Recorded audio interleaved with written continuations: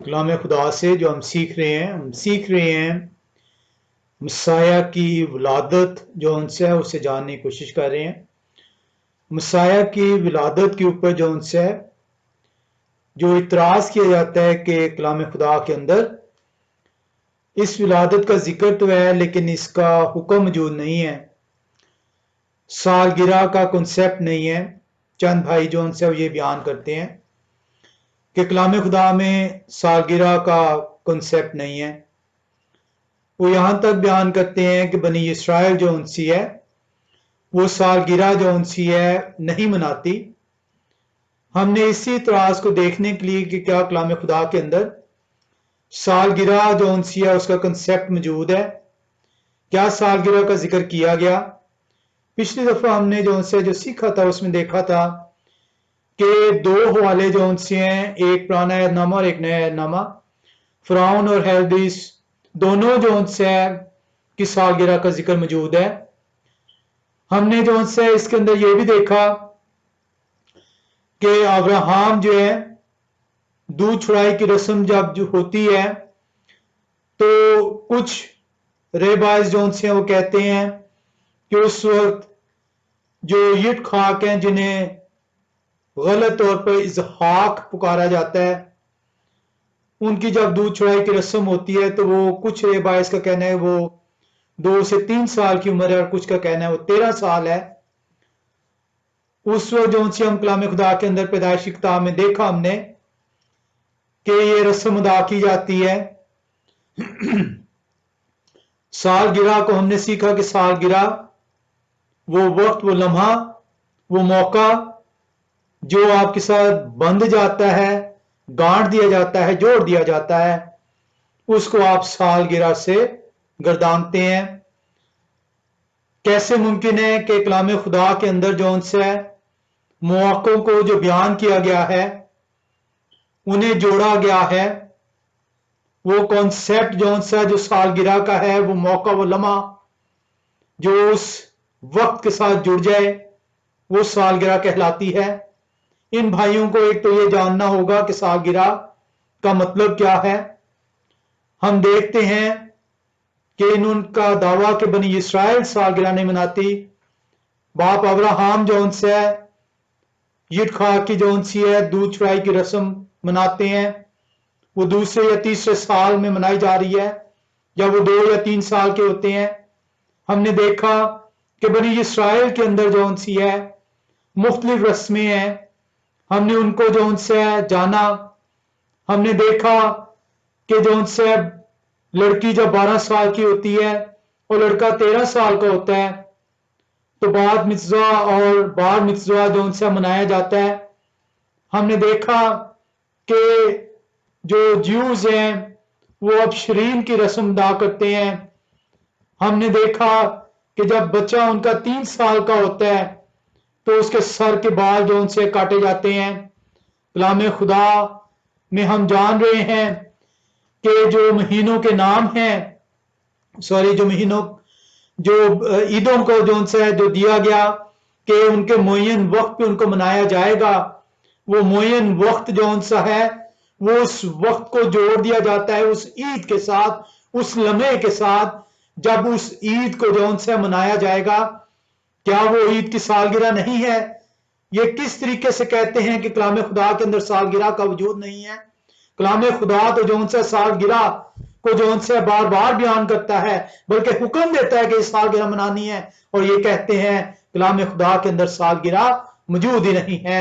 इन भाइयों को कलाम खुदा को दोबारा से पढ़ना होगा, अपनी ख्वाहिशात को रद्द करना होगा और कलाम खुदा की तरफ अपने आप को खाली करके जो उनसे वो जानना होगा कि सालगिरह जो उनसी है उसका कंसेप्ट जो उनसे कलाम खुदा में ना सिर्फ मौजूद है बल्कि उसका हुक्म मौजूद है।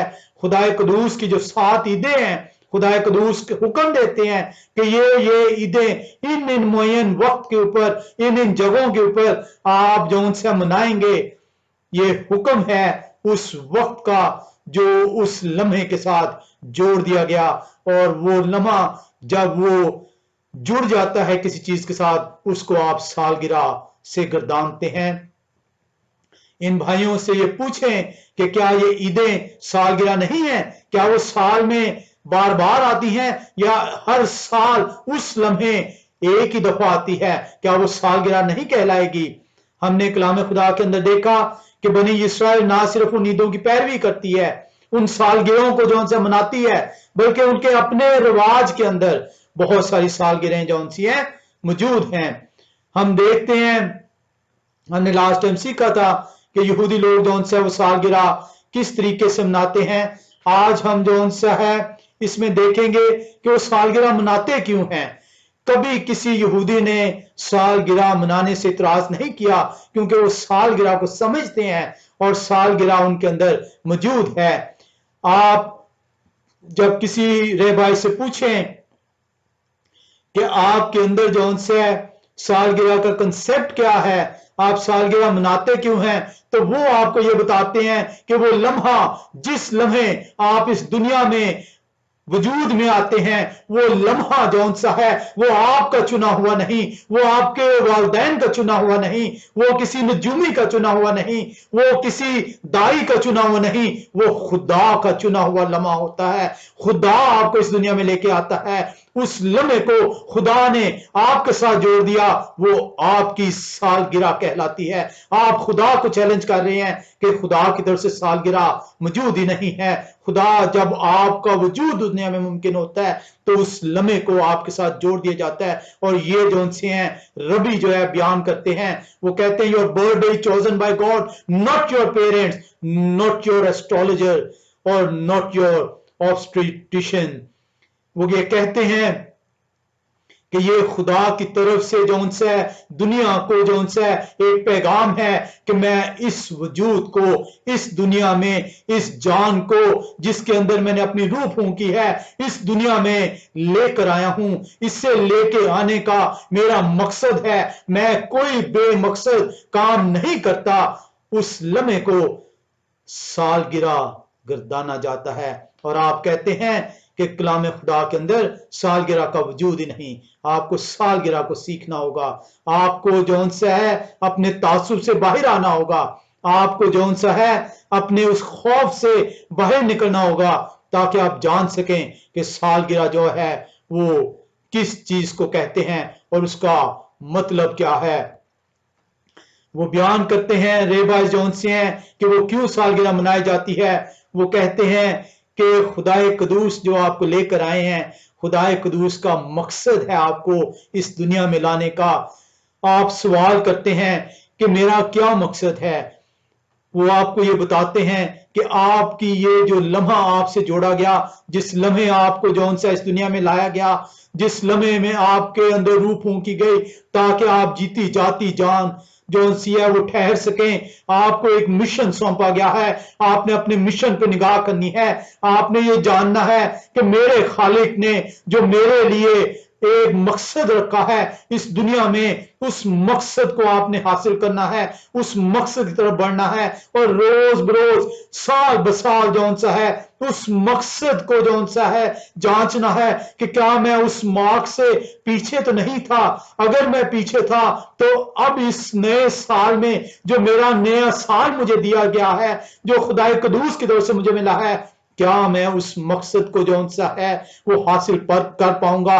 क्या मैं खुदाए कदूस के अहकामात को, खुदाए कदूस के पैगाम को, अपने खालिक की बातों को दूसरों तक पहुंचा पाऊंगा। ये है वो मकसद और ये वो मकसद है जिसकी वजह से यहूदी कौम जौन सी है वो कभी भी सालगिरह पे इतराज नहीं करती और उनके अंदर सालगिरह जौन सी है मौजूद है। और मेरे भाई जौन से हैं बयान करते हैं कि बनी इस्राइल में सालगिरह का वजूद ही नहीं है। कलाम खुदा को खोलें और देखें कि सालगिरह ईदों के साथ जुड़ी हुई है। हर साल आप ईद जौन सी है मनाते हैं। नबियों की, रसूलों की जो उम्रें बयान की गई हैं वो वक्त के साथ उनको जोड़ दिया गया। उनकी उम्रें जौन सी हैं वो आपको बताती हैं बगैर सालगिरह के उनकी उम्रों का तायन जौन सा मुमकिन नहीं ठहरता। कलाम खुदा के अंदर जो उनसे आपको ये जानने को मिलता है कि आपकी सालगिरह आपके लिए माने क्या रखती है। सालगिरह जौन सी है शुक्रगुजारी का नाम है। सालगिरह एक शुक्रगुजारी का नाम है वालदैन के लिए कि आए खालिक, आपने ये जो तोहफा हमें दिया है, ये जो बच्चा हमें अनायत किया है, हम आपका शुक्र अदा करते हैं। यहूदी कौम इस दिन शुक्रगुजारी करती है, वो इसलिए जो उनसे सालगिरह मनाती है अपने बच्चों की। यहूदी कौम जो है, पेरेंट्स शुक्रगुजारी करते हैं, खुदाए कदूस के हजूरी में झुकते हैं। बैसियत कौम जब कोई बच्चा पैदा होता है तो वो शुक्राना अदा करते हैं कि एक और फर्द का इजाफा इस कौम के अंदर ठहरा। और वो बच्चा जब समझ हासिल करता है तो साल बसाल वो खुदाए कदूस के आगे झुकता है, शुक्रगुजारी करता है कि आए मेरे खालिक, आपने मुझे एक नया साल अता फरमाया है।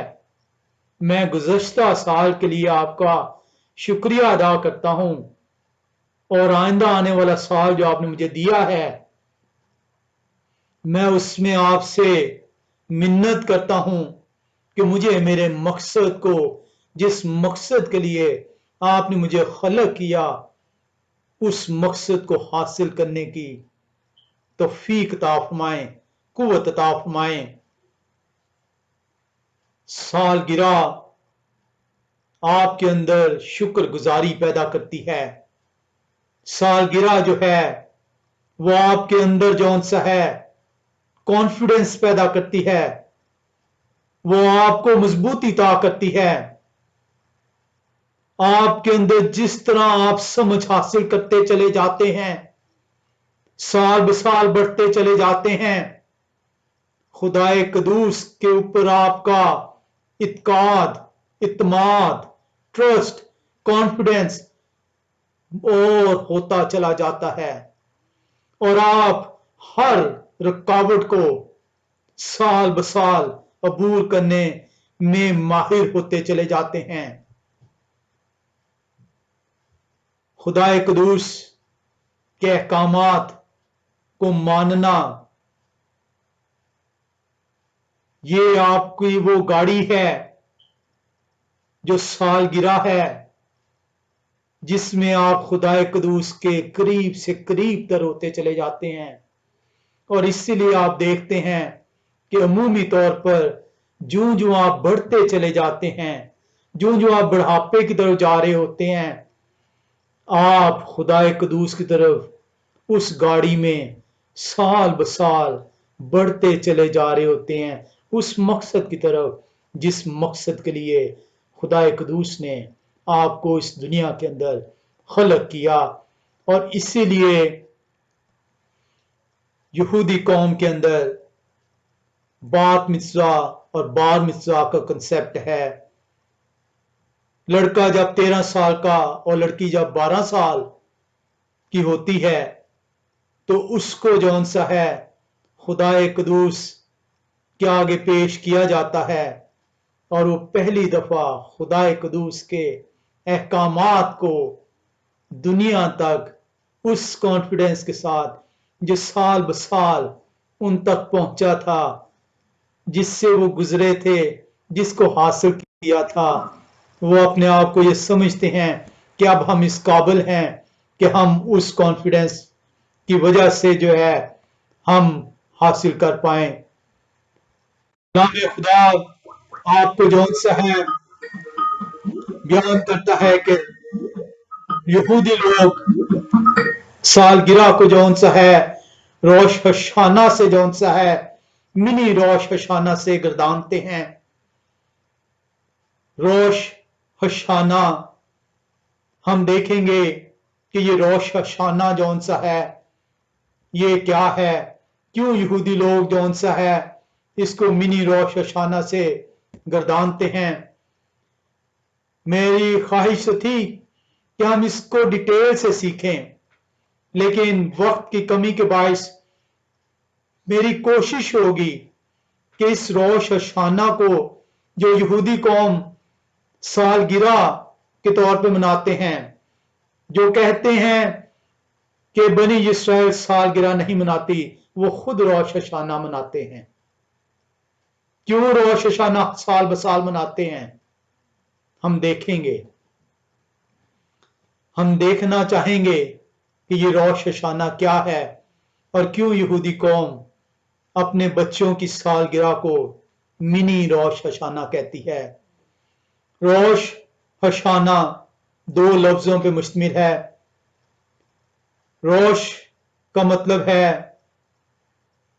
सर, हेड, और शाना का मतलब है ईयर। इसको आप तीन हिस्सों में भी बांट सकते हैं, रोश, हा, शाना। तो रोश हेड हुआ, हा मीन्स द, और शाना मीन्स ईयर। तो हेड ऑफ द ईयर जो है रोश शाना बनता है। अब ये है क्या चीज रोश शाना?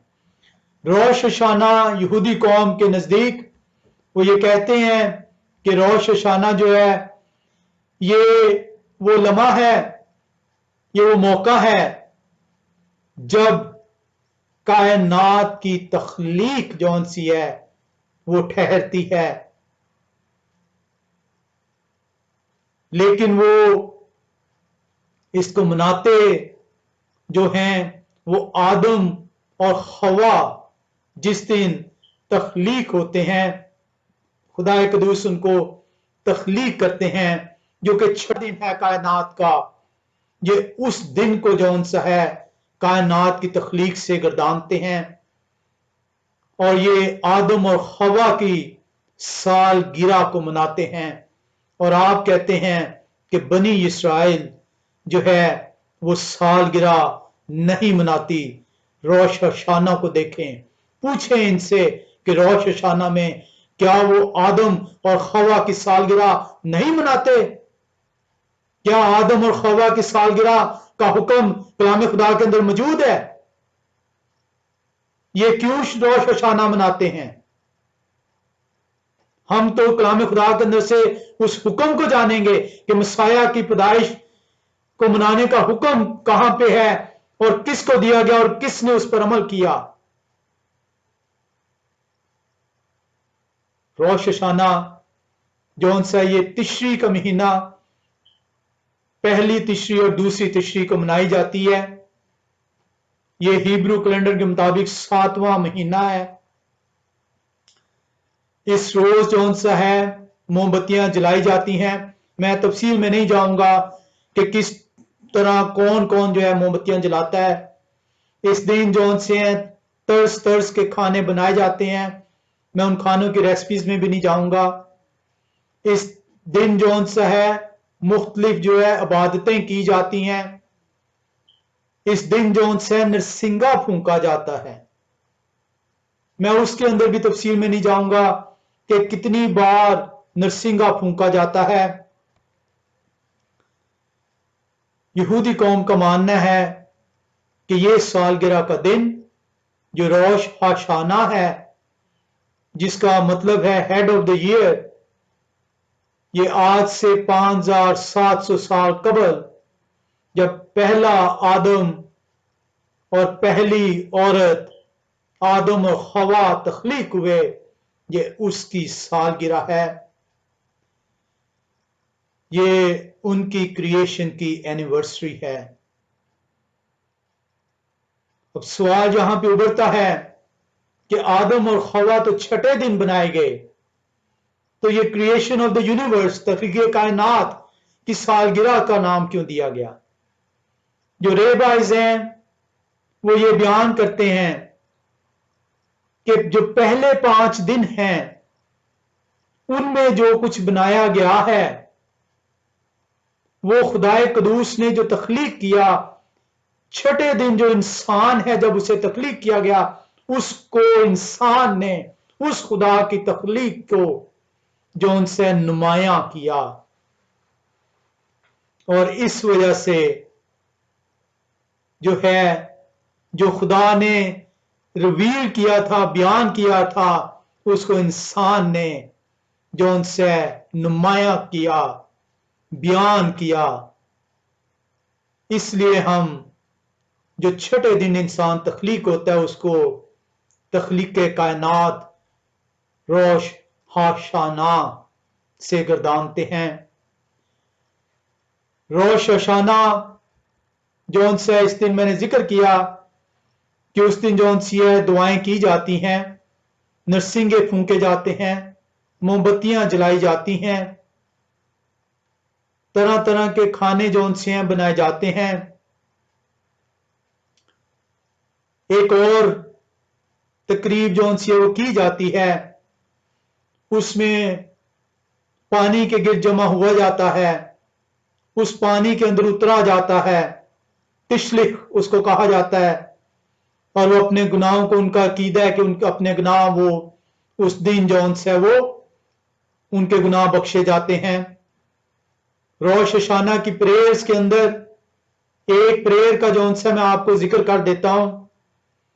उस प्रेयर के अंदर वो ये बयान करते हैं कि तमाम मखलूक जो इस दुनिया में खुदाए कदूस ने खलक की, वो खुदाए कदूस के सामने इस दिन भेड़ों की मानिद अपने चरवाहे के आगे से गुजर रही है। इस दिन खुदाए कदूस का दरबार लगा हुआ है और उस दरबार के अंदर ये फैसला किया जा रहा है कि कौन जौन सा है वो नया साल देखेगा और किस शख्स का जौन सा है वो सूरज गुरूब कर दिया जाएगा। कलाम खुदा के अंदर हम देखते हैं कि इस रोश हाशाना जौन सा है, ये बेसिकली आप हैरान होंगे कि रोश हाशाना जो है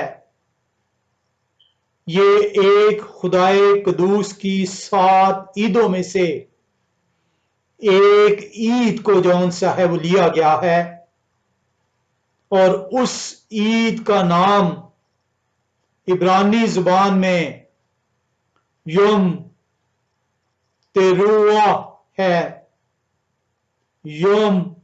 योमिन दिन तेरुआ, और इसे उर्दू में आप देखें तो ये नरसिंगों की ईद कहलाती है, और इंग्लिश में इसको फीस्ट ऑफ द ट्रम्पेट कहा गया है। इसको जो बनी इस्राइल है, जो यहूदी कौम है, वो एक और नाम से भी जौन से गर्दानती है और उसको देती है योम हजिकरौन। और ये योम हजिकरौन जौन से इसका मतलब है डे ऑफ रिमेम्बरेंस, और इसको योम हदीन के तौर पर भी जानती है जिसका मतलब है डे ऑफ जजमेंट। हम जौन सा देख रहे हैं कि ये नरसिंगों की ईद जिसमें नरसिंगे फूंके जाएंगे, इसमें 3 किस्म के नरसिंगे फूंके जाते हैं। हम उनके अंदर नहीं जाएंगे। मैंने आपको बताया कि इसके अंदर मोमबत्तियां जलाई जाती हैं, औरतें और बच्चियां जो हैं वो कैंडल्स को लिट करती हैं, जलाती हैं। तशलीख का मैंने आपको बताया कि दोपहर के वक्त जौन सा है जमा हुआ जाता है पानी के गिर्द, तालाब के गिर्द, दरिया के गिर्द, समंदर के गिर्द, जिसके गिर्द भी जहां पे पानी मौजूद हो, और वहां पे ये तशलीख की जो रस्म है वो अदा की जाती है, और वो ये कहते हैं कि ये इस पानी के अंदर हमारे गुनाह बह गए हैं। कलाम खुदा के अंदर जौन सा है, मेरी ख्वाहिश तो थी कि मैं इसको तफसील के साथ आपके साथ बयान करूं, लेकिन वक्त की कमी होने के बायस आज हम जौन सा है इसको यहीं तक रखेंगे और इसको देखेंगे कि रोश हाशाना जो है ये तो खुदाए कदूस की एक ईद थी जिसे नरसिंगों की ईद उर्दू में तर्जमा किया गया। इंग्लिश में योमे फीस्ट ऑफ ट्रम्पेट कहा गया, जो कि इब्रानी जुबान में इस ईद का नाम योम तिरुआ है। अब ये किस तरीके से रोश हशाना के अंदर तब्दील हुई, क्यों नहीं जौन सा है, ये जो लोग हैं ये रोश हशाना की तो पोस्टर लगाते हैं, लेकिन उसका जो असल नाम है जो योम तेरुआ है वो क्यों नहीं लेते? इसकी रीजन है।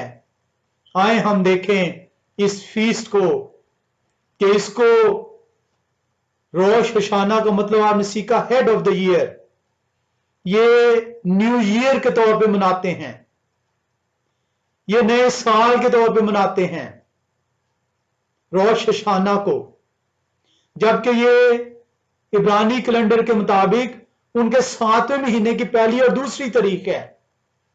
तो ये नया साल कैसे हो गया? किस तरीके से ये नए साल की तकरीब इन्होंने मनाई? किस तरीके से नया साल की सालगिरह मना रहे हैं? हम कलाम खुदा के अंदर चलेंगे, एहबार की किताब 23वें बाब में, और उसकी 23 से 25वीं आयत का मुतालिया करेंगे।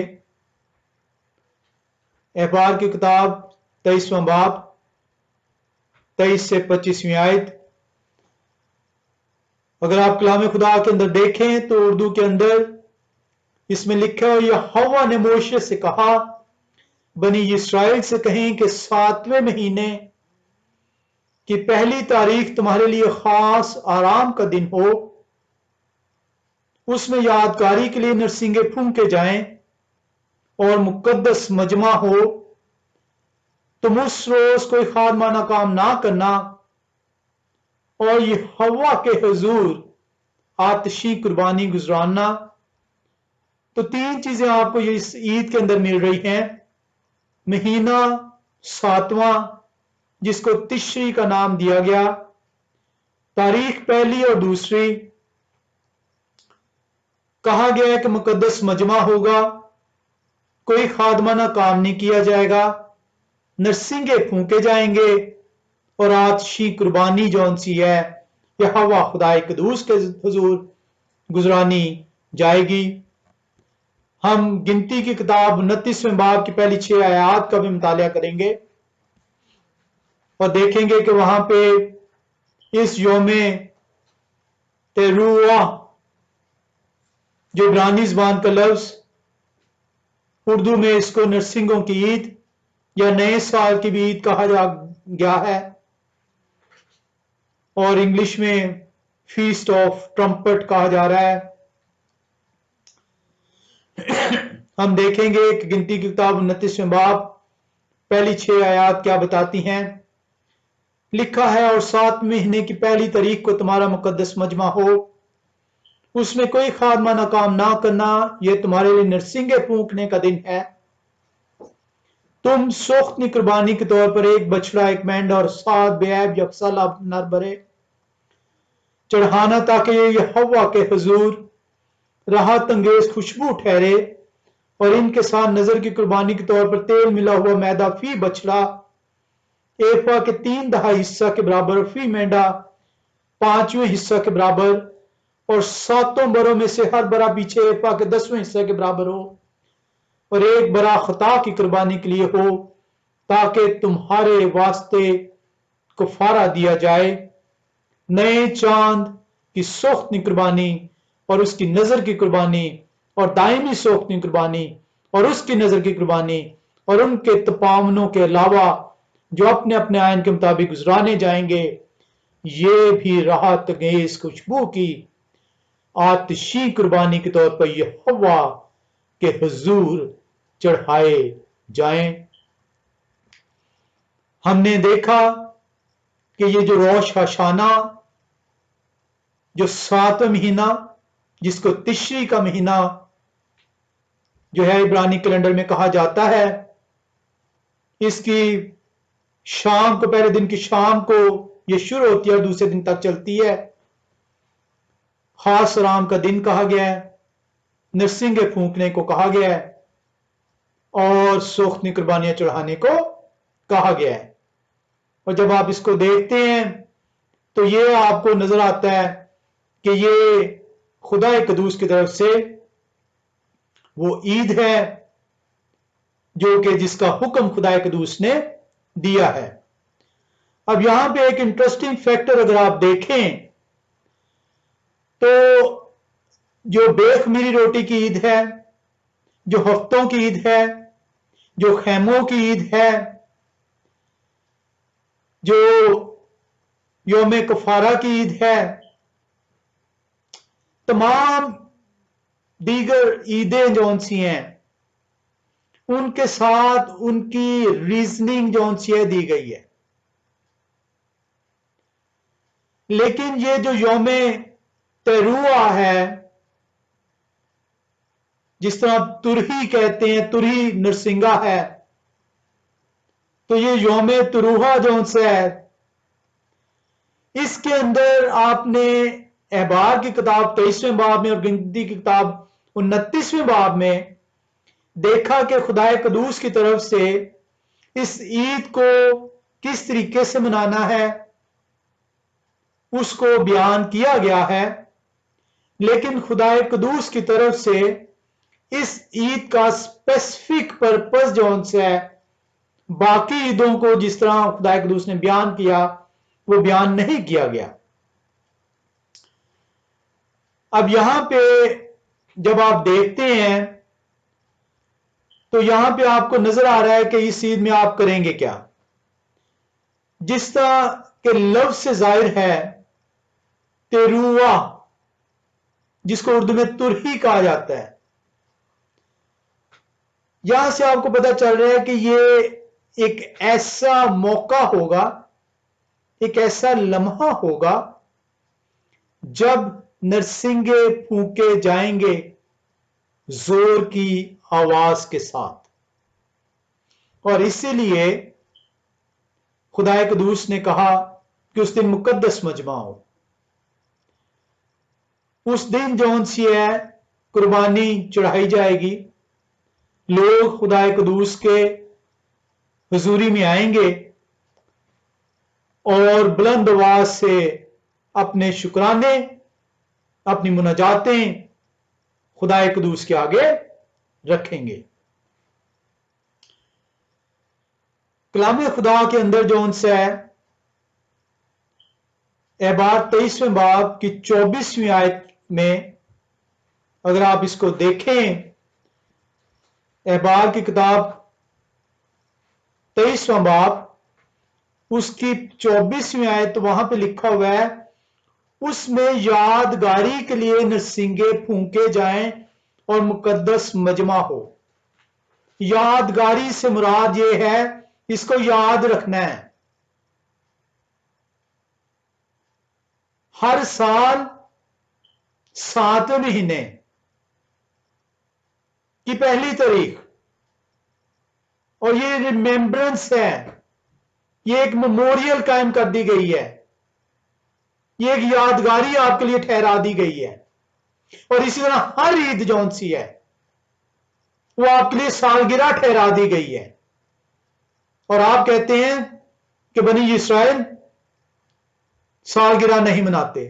इससे आप अंदाजा कर सकते हैं कि मेरे भाई जो हैं वो कलाम खुदा से कितना उनका जौन सा है वो ताल्लुक है। महज मसाया की वलादत की मुखालफत में वो कलाम खुदा का इनकार करते हैं। पूछें इन लोगों से कि यादगारी का मतलब क्या है।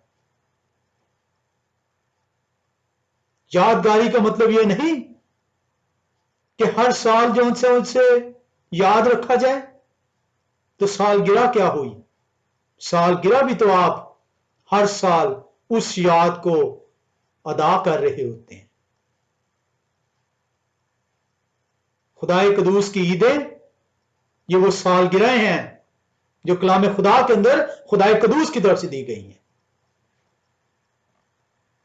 हम ये देखना चाह रहे हैं कि खुदाए कदूस ने तो ये जो ईद दी जिसका नाम इब्रानी में कलाम खुदा के अंदर इब्रानी की बाइबल आप देखें तो वहां पे यौमे तेरा लिखा हुआ है और इसको कहा गया है जिक्रोन तेरा, यानी इसका जिक्र करना, इसे याद रखना, अपने साथ बांध लेना, भूल ना जाना।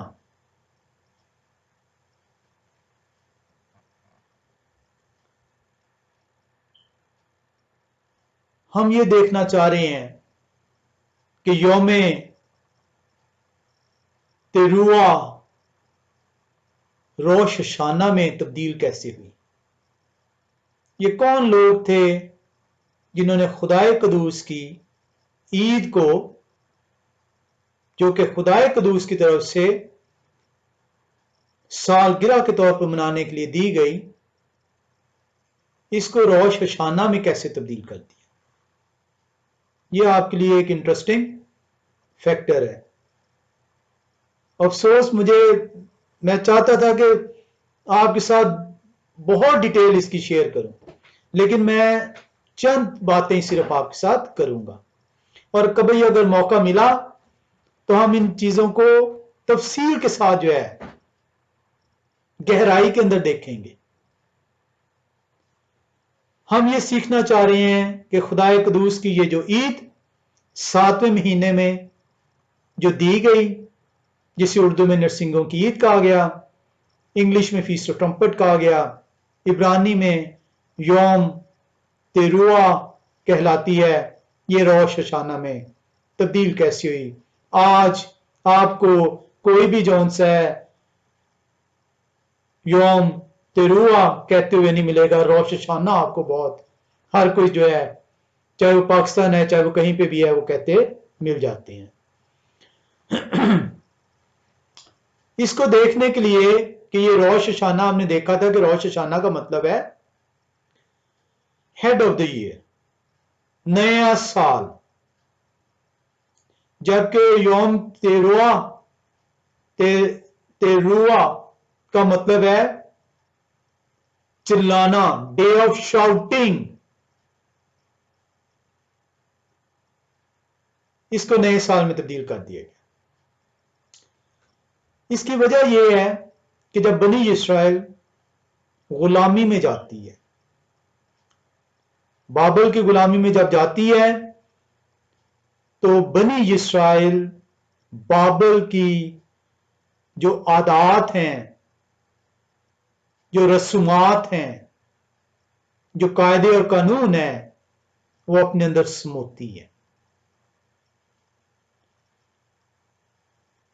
जो बाबल के लोग हैं वो एक साल के अंदर 2 नए साल की सालगिरह को मनाते थे। जो एक वो मनाते थे 7वें महीने की पहली और दूसरी तारीख को,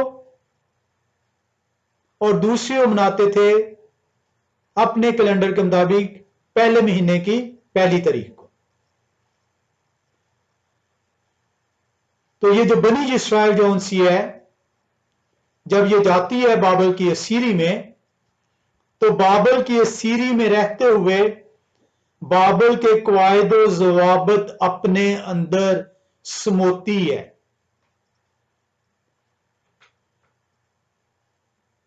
और इसको जो सा है यरूशलेमी तालमुद रोश हशाना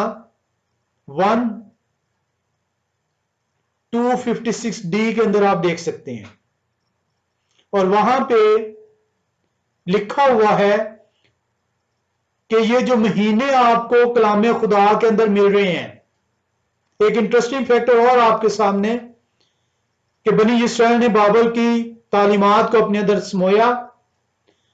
कलाम खुदा के अंदर, बाइबल के अंदर इब्रानी ज़बान में जो आपको महीनों के नाम मिल रहे हैं, ये बाबल के कैलेंडर के महीने हैं। और ये जो तिश्री लफ्ज है, ये बाबल का कैलेंडर का 7वां महीना था।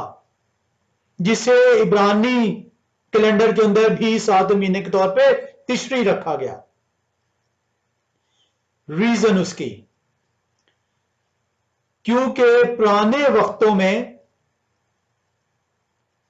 जब असीरी में आप जाते थे तो वक्त, कायदा और कानून हुक्मरान का ठहरता था। उसका कैलेंडर, उसकी डेट, उसके लॉज आपको कबूल करने होते थे। और यहां पे यरूशलेमी तालमुद रोश हशाना 1:256D के अंदर लिखा हुआ है, the names of the months came up with them from Babylonian, कि ये जो महीनों के नाम हैं जो कलाम के अंदर दर्ज हैं, ये बाबल से आए हैं। और मेरे चंद भाई वो ये जो उनसे बड़े जोर शोर से ये दावा कर रहे हैं कि हम तो जो उनसे बाइबल के महीनों के नाम का कैलेंडर इस्तेमाल करते हैं और बाकी लोग जो उनसे हैं वो पेगन्स महीनों के नामों को इस्तेमाल करते हैं। तो उन भाई से जिन्होंने ये कैलेंडर छापा हुआ है, मेरी दरख्वास्त है, मैंने उनसे वैसे तो सवाल किया था और वो उन्होंने मुझे साल हो गया जवाब दिया जी मैं दूसरी वीडियो निकालूंगा। उनसे मेरा एक दफा फिर से दरख्वास्त है, और आप उन तमाम भाइयों से जो ये सवाल करते हैं उनसे ये दरख्वास्त कीजिएगा कि बाइबल के जो कैलेंडर के महीने हैं ये बताइए कि क्या ये खुदा की तरफ से महीनों के नाम दिए गए हैं या खुदा की तरफ से सिर्फ पहला, दूसरा, तीसरा, चौथा, पांचवा, छठा नंबरिंग दी गई थी।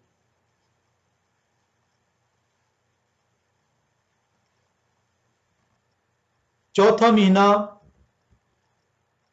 आज भी हिब्रू कैलेंडर के अंदर उनके एक देवता का नाम जौन सा है, तमूज।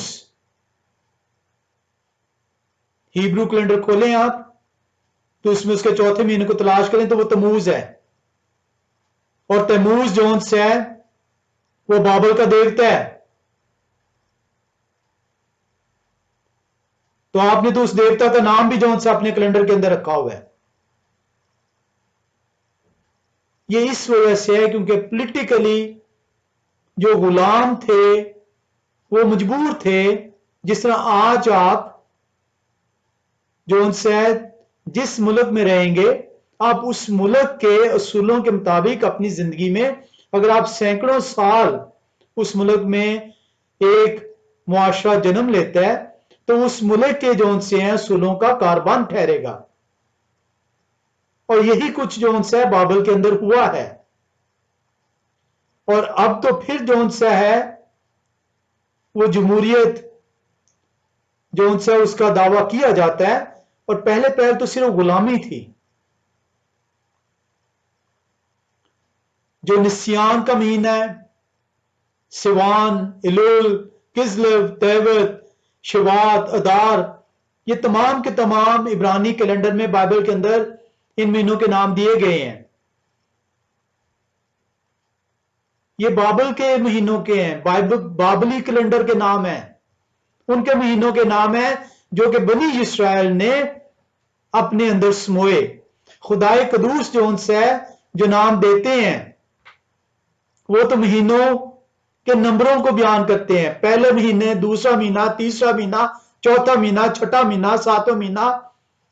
आपने बाहर की किताब 23वें बाब में पढ़ा और उसमें लिखा था 7वें महीने की पहली तारीख। ये नाम जो उनसे जब बाबल की सीरी से जो है निकलते हैं तो उस वक्त ये नाम जो उनसे वो वजूद में आते हैं।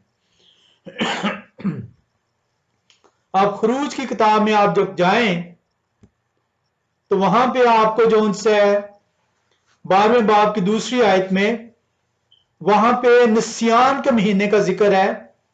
जिसको जब वो मिस्र की गुलामी से निकल रहे हैं तो वहां पे जो कहा जा रहा है कि ये तुम्हारे लिए साल का पहला महीना ठहरे।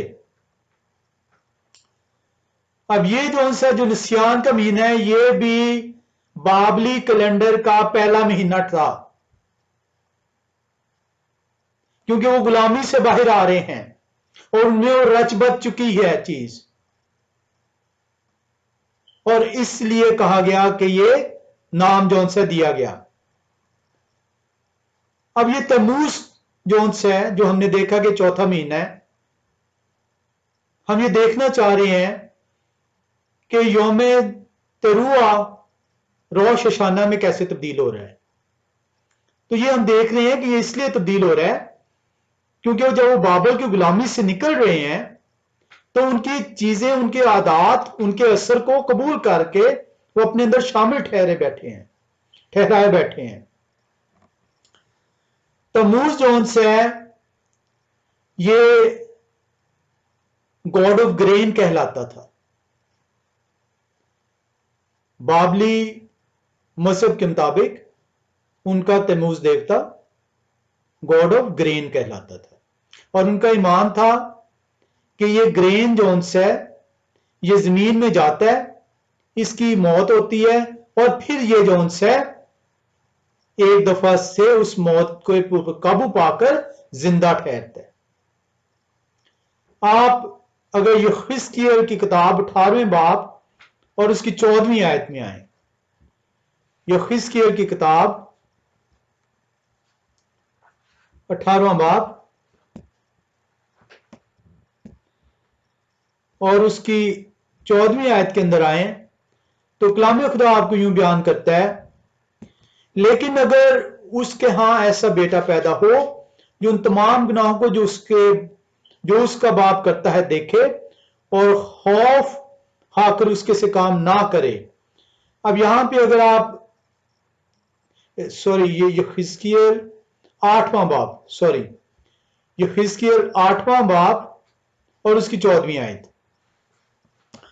कलाम खुदा बयान फरमा रहा है, तब वो मुझे यहोवा के घर के शुमाली फाटक पर लाया और क्या देखता हूं कि वहां औरतें बैठी तमूज पर नौहा कर रही हैं। अब यहां पे जो है यहेजकेल नबी जौन से है वो बयान कर रहे हैं, वो यरूशलेम की तरफ वो जो है रवान दवान थे और वो देखते हैं और वो कहते हैं कि मैंने देखा कि जो यहूदी औरतें हैं वो हैकल के दरवाजे पर बैठी हैं और तमूज के लिए नोहा कर रही हैं। यहेजकेल की किताब 8वां बाब 14वीं आयत। अब ये क्यों नोहा कर रही हैं? क्योंकि ये लोग जब निकलते हैं बाबल की सीरी में तो बाबल की बहुत सारी बातें इनके अंदर रच बच चुकी हैं। जिस तरह आप आज जिस माशरे के अंदर रह रहे हैं उस माशरे की बातें आपके अंदर पेवस्त हो चुकी हुई हैं और आप उसे अपने कल्चर का हिस्सा गर्दानते हैं। मेहंदी की रस्म,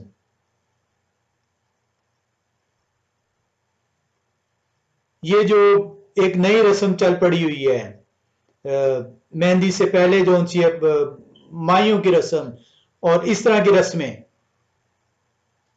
क्या ये कलाम खुदा की हैं? क्या ये गैर अक़वाम के किताब की हैं? आप जिस मुल्क में जिस मुआशरे के अंदर रह रहे हैं उस मुआशरे की रस्मात को आपने अपने अंदर शामिल किया। और इसी तरीके से इस्राएली जौन से हैं जब बाबल की गुलामी में है तो उनकी रस्मात को अपने अंदर शामिल करते हैं। और आप देख रहे हैं कि तमूज के लिए औरतें नोहा कर रही हैं, हैकल के दरवाजे पे बैठी हुई हैं, और इसलिए नोहा कर रही हैं क्योंकि उनका ईमान था, उन्होंने ये सीखा था, जाना था कि तमूज मरकर जिंदा होता है, और वो नोहा कर रही हैं क्योंकि तमूज अभी तक जिंदा नहीं हुआ। और इसीलिए जो तमूज का महीना है वो चौथा महीना है, और चौथे महीना जो सा ये समर, अर्ली समर कहलाता है बेबीलोनियन कैलेंडर के मुताबिक, हिब्रू कैलेंडर के मुताबिक। और ये सख्त गर्मी का महीना होता है और उस वक्त जो सा है सख्त गर्मी की वजह से जो है जो बारिशें हैं जो पानी है उस इलाके में फलस्तीन के इलाके में गर्मी इतने अरूज पे होती है कि वो कहत साली का वहां पे मसला हो जाता है और जो गर्मी की वजह से जो फल फूल पौधे हैं वो मुरझा जाते हैं, ना सिर्फ मुरझा जाते हैं बल्कि जल जाते हैं। आज ज्यूइश कैलेंडर में, रेबेनिकल कैलेंडर में तमूज का महीना बाबल के महीने की मुनासबत से चौथा महीना गर्दाना जाता है और कलाम खुदा के अंदर आप इसको देखते हैं। हम देखते हैं एक हवाले में हम चलेंगे, आस्तर की किताब 3 बाब उसकी 7वीं आयत। आस्तर की किताब 3 बाब और उसकी 7वीं आयत। कलाम खुदा हमें यूं सिखाता है। आस्तर 3 बाब उसकी 7वीं आयत बयान करती है, और अक्सियुस बादशाह की सल्तनत के 12वें वर्ष के पहले महीने से जो निस्यान महीना है वो रोज बरोज और माह बमाह 12वें महीने यानी अदार के महीने तक हामान के सामने पूर यानी कूरा डालते रहे। अब यहां पे अगर आप देखेंगे तो इस आयत के अंदर अगर आपने गौर किया हो तो पहले बयान किया गया है महीने का नंबर। एक दफा फिर से हम पढ़ते हैं, लिखा है और अक्सियुस बादशाह की सल्तनत के 12वें वर्ष के पहले महीने। तो पहले जोन से बनी इस्राइल जोन सी है उनको खुदाए कदूस ने महीनों के नंबर सिर्फ दिए थे और इसलिए वो जोन से कलाम खुदा के अंदर आप अक्सर देखेंगे कि वहां पे महीने को पहले वो नंबर से देखते हैं और उसके बाद उन्होंने उसका नाम रखा, वो नाम जो कि बाबल से उनके अंदर समोया गया। लिखा हुआ है पहले महीने से जो निस्यान महीना है, यानी महीना पहला महीना जो खुदा कदूस की तरफ से दिया गया और निस्यान महीना जो बाबिल से लेकर आए। इसी तरह लिखा हुआ है 12वें महीने यानी अदार के महीने से। तो पहले नाम दिया गया और फिर जो से उस महीने का नाम जो बाबल के महीने अदार है जो 12वां महीना कहलाता है। अब ये हुआ क्या है, आस्तर के वक्त से वो यहूदी लोग जो कि शायद फारस के हुक्मरानी के अंदर थे, उन्होंने जो फारस था उन्होंने बाबल की रस्मात को अपने अंदर समाया हुआ था और पहले पहल तो यहूदियों ने रेजिस्ट किया, लेकिन आहिस्ता आहिस्ता वक्त के साथ साथ वो उस मुआशरे के अंदर रचते बसते ढलते चले गए। और आज अगर आप देखेंगे तो आज जो यहूदी लोग हैं वो नंबर्स को उन्होंने तर्क कर दिया है जो खुदाए कदूस की तरफ से दिए गए थे। पहला महीना, दूसरा महीना, तीसरा महीना, चौथा महीना, 12वें महीने तक आज वो आपको बाबल के कैलेंडर के महीनों के नाम जो उनसे उनके नजदीक अफजल ठहरे।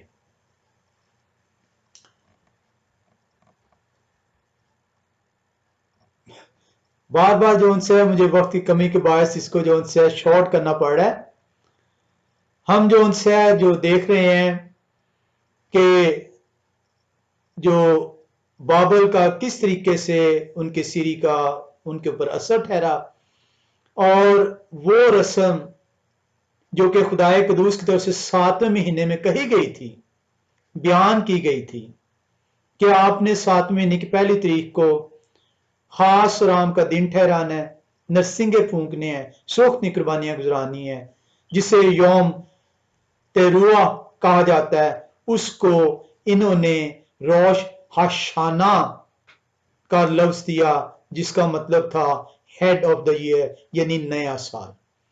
हैरत की बात अगर आप इसके अंदर देखें तो ये तो इब्रानी कैलेंडर के मुताबिक 7वां महीना है,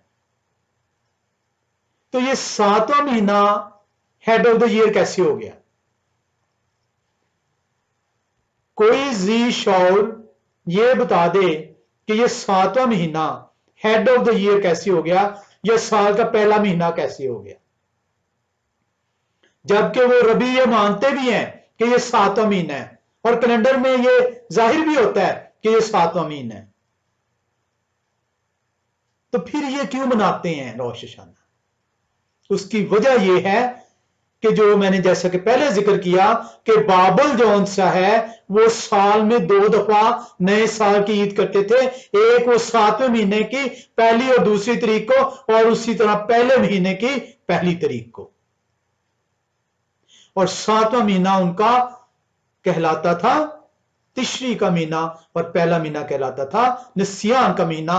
और जो रस्म मनाते थे, जिस तरह यहूदी लोगों ने उसे रोश हशाना कहा, बाबली लोग उसे अकीतुक नाम से पुकारते थे, फेस्टिवल ऑफ अकीतू। तो ये फेस्टिवल ऑफ अकीतू को जो उनसे मनाते चले आने की वजह से जो उनके अंदर रच बस गया था, यहूदी कौम ने रोश हशाना जो उनसे उसे मनाना शुरू कर दिया, क्योंकि जो फेस्टिवल ऑफ अकीतू था, जो अकीतू का मेला था, अकीतू का मिलाद था, ये बेबीलोनियन वो पेगन फेस्टिवल जो उनसे यहूदी कौम अपने अंदर लेकर आई, और उसका नाम उन्होंने रोश हशाना रखा।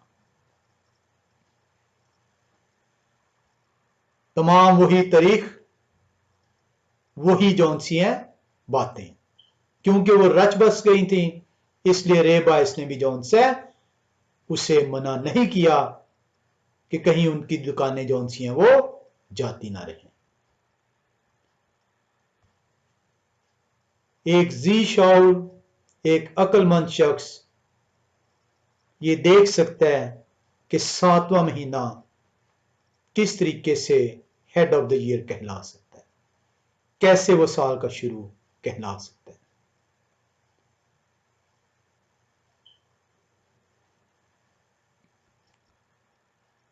कलाम खुदा जो उनसे हमें सिखाता है कि जो ये 7वां महीना है, ये साल का शुरू नहीं, बल्कि इससे तो साल के इख्तिताम की तरफ बढ़ा जा रहा है।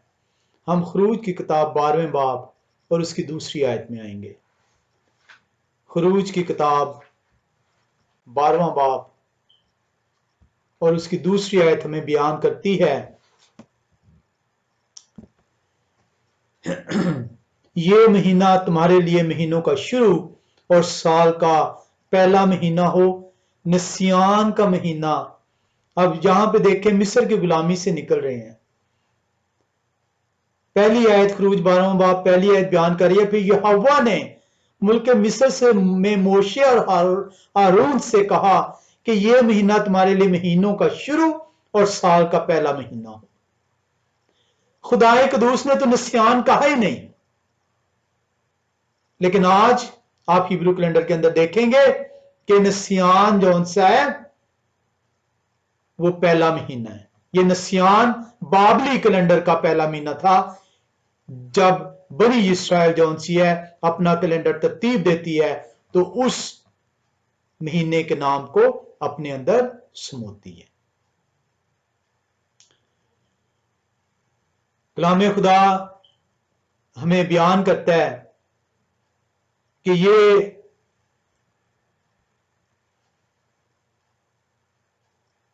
किस तरीके से बाबल की उस बातों को जो उन्होंने अपने अंदर समोया, उन्होंने उस ईद को जो खुदाए कदूस की तरफ से हुक्म था, ना सिर्फ उसके नाम को वो भूले, ना सिर्फ वो खुदाए कदूस के महीनों को जो नंबरिंग थी उसको उन्होंने अपने लिए बाबल के जिसको अपना चुके थे शामिल किया। और आज जो सा है ये मुझे और आपको ये कहते हैं कि ये जो है ये पेगन नहीं बल्कि खुदा की तरफ से दिए हैं नाम, हालांकि कलाम खुदा के अंदर खुदा की तरफ से महीनों के नाम का वजूद ही नहीं है। और हम देखते हैं खरूज 23वें बाब उसकी 16वीं आयत में, खरूज की किताब 23वां बाब, मैं ज्यादा वक्त नहीं लूंगा, ये बस इसको खत्म करते हैं। 23वां बाब उसकी 16वीं आयत कलाम खुदा बयान करता है, और जब तेरे खेत में जिसे तूने मेहनत से बोया पहला फल आए तो फसल काटने की ईद मानना, और साल के आखिर में जब तू अपनी मेहनत का पहला फल खेत से जमा करे तो जमा करने की ईद मनाना। तो ये जो फेस्टिवल ऑफ द हार्वेस्ट है, जिसे शावूत के नाम फेस्टिवल ऑफ द वीक्स कहा जाता है, हफ्तों की ईद कहा जाता है, ये जो है ये इसका साल के आखिर का आगाज किया जा रहा है। और ये जो है ये जो रोश हशाना ये 7वें महीने के बाद आती है, तो 7वें महीने से तो साल के आखिर का आगाज हो रहा है, और आप कहते हैं कि साल रोश हशाना साल का ये शुरू है और ये नया साल है। कलाम खुदा के अंदर हमें ना सिर्फ ईदों को मनाने को कहा गया है, ईदों का बयान किया गया है, उनके मकसदों को बयान किया गया है, और ये कहा गया है कि साल बसाल इनकी सालगिरह तुम जौन से खुदा कदूस के हुक्म के मुताबिक मनाओगे। जौन से मैं आखिर में जौन से इसको खत्म करते हुए चंद एक बातें जौन सी है वो कहूंगा। आज जो हमने सीखा है उसके अंदर हमने जाना है कि यहूदी कौम कभी भी किसी भी वक्त जौन सी है वो सालगिरह को जौन सा है वो मानने से इनकारी नहीं है। उनके अंदर ये सालगिरह जौन सी राइज हैं। 3 साल की उम्र में जौन सा है वो अपने बच्चे की पहली जौन सी है वो सर के बालों की कटाई करते हैं, और वो इसलिए कटाई करते हैं क्योंकि वो एबार 19वें बाब की 23वीं आयत का वो हवाला देते हैं। वो वहां पे ये बयान करते हैं कि खुदा कदूस ने कहा था कि जब तुम कोई दरख्त लगाओ तो उसका फल 3रे साल तक जौन से मत खाना। तो वो ये इसको जौन से खुदा कदूस की तरफ से बच्चे को फल जौन से वो गर्दानते हैं, और इसलिए उसके सर को जौन से वो 3 साल की उम्र में जौन सा वो काटते हैं। इसी तरह 5 साल की उम्र में जौन सा है वो उसकी जो बर्थडे मनाते हैं 5वें साल में, उसमें उस बच्चे को तौरा की स्टडी के लिए तैयार करते हैं। 13वें और 12वें साल में आपने देखा कि वो उनको बात मिtzवा और बार मिtzवा के लिए तैयार करते हैं। 13 साल की उम्र में लड़की और 12 साल की उम्र में लड़के को, 12 लड़की और 13 साल की उम्र में लड़के को। इसी तरह जो उनसे 83 साल का उम्र की जब हो जाती है तो वहां पे जो उनसे वो एक जबूर जो उनसे वो गाते हैं। वो ये कहते हैं 90 जबूर की 10वीं आयत, वो कहते हैं कि खुदा की तरफ से 70 बरे जो उनसे हैं वो मुकर्रर किए गए इंसान के लिए। आप उस उम्र के हिस्से में पहुंच गए जहां पे आप जौन सा नए सिरे से जौन सा खुदा कदूस ने आपको जौन सा वो एक बरकतों से नवाजा है, और इसलिए वो इस 83वीं उम्र को भी वो मनाते हैं। 120 की उम्र अगर कोई पहुंच जाए तो वहां पे जौन सा वो ये कहते हैं कि कलाम खुदा के अंदर लिखा था कि इंसान 120 वर्ष सिर्फ जीता रहेगा। आज मोशे जोन से है वो 120 वर्ष की उम्र में वफात पाते हैं। आप आज 120 वर्ष के हुए हैं, खुदा कदूस के हजूरी में आए और शुक्रगुजारी करें और जोन से शुक्राना अदा करें कि आप खुदा कदूस के बाबरकत जोन से वो फराद में शामिल ठहरे हैं, जिस तरह मोशे जोन से वो ठहरे थे। कलाम खुदा के अंदर हमने बार बार सीखा कि यहूदी कौम जौन सी है वो सालगिरह को समझती है, जानती है और उसे मनाती है। मेरी उन तमाम भाइयों से ये दरख्वास्त होगी कि आप जौन से नए सिरे से कलाम खुदा को जौन से अपनी ख्वाहिशात के मुताबिक नहीं, अपनी जौन सी है हट धर्मी के बायस नहीं, अपनी कम इल्मी के बायस नहीं, बल्कि खुदा कदूस की हजूरी में आए और देखें कि सालगिरह कलाम खुदा के अंदर मौजूद है। खुदा कदूस हर उस शख्स को जो उनकी हजूरी में ठहरता है अपनी बरकतों पर अपने वादे के मुताबिक बरकतें नाजिल फरमाते हैं। आमीन।